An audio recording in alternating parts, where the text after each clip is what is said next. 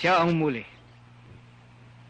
sa mga kasama nating mga miyembro ng Regional Committee na dahilan ng pagkabunyag ng ilang lihim ng kilusan. Kaaway natin si Boy Amores Calisa. Labanan lamang ito ng prinsipyo sa prinsipyo, Kalando. Nagkataon lang na ibang prinsipyo ang pinaglalaban ni Boy at iba naman ang sa akin. Yan nga ang dahilan kung bakit kailangan mawala si Boy. Akala ko ba ang digmaang ito ay hindi tao sa tao, kundi prinsipyo laban sa prinsipyo? Tao ang sumusunod sa prinsipyo, Calisa. Kaya hindi lamang prinsipyo ang magtutos, kundi mga tao ring sumusunod sa prinsipyo, sapagkat sila lamang ang may lakas at pwersa. Kalando, hindi ba sa labanan ng prinsipyo, ang nananalo ay ang prinsipyo na babatay sa katotohanan lamang? Ang takot matalo ay yung hindi tunay ang kinakapitang prinsipyo.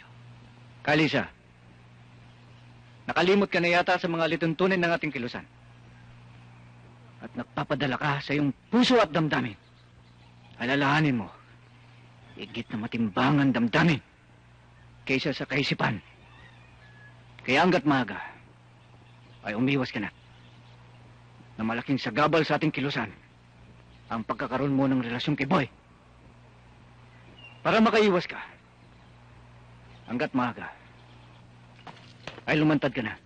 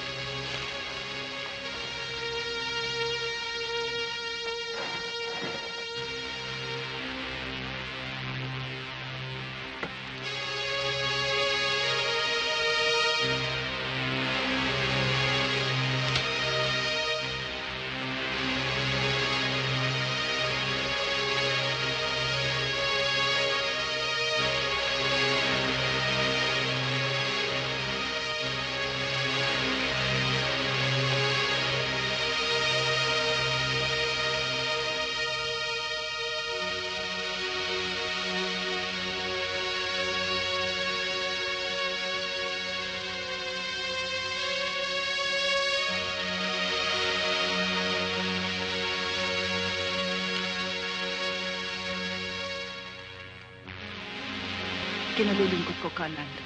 Hindi ko kaya. Sa iba na lang niyo ipagawa. Kung gano'n ay hindi ka pa rin ganap ng mandirigma. Ang mabuti pa, ay dumito ka na muna. At huwag ka na munang magpapakita sa bayan.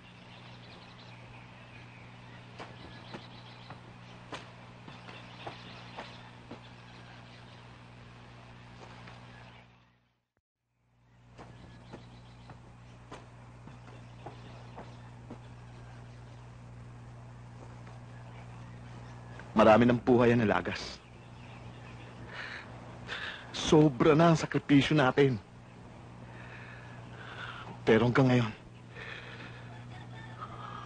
wala pa rin akong nakikitang pagbabago. Unti-unting nauubos ang pasensya ko. Ang pagbabago hindi makakamtan sa isang magdamagan lamang, Ariel. Ito'y nangangailangan ng mahabang panahon ng pagsisikap. Madaling magsagawa ng pagbabago ng sistemang sosyal at ekonomiya. 2 o 3 taon. Maaaring nandyan na ang pagbabago. Pero ito'y pasamantala lamang. Hanggat walang pagbabago ng kaisipan. Ang pagbabago ng kaisipan ay makakamtan lamang natin sa mahabang panahon. Ang tanong, kung hanggang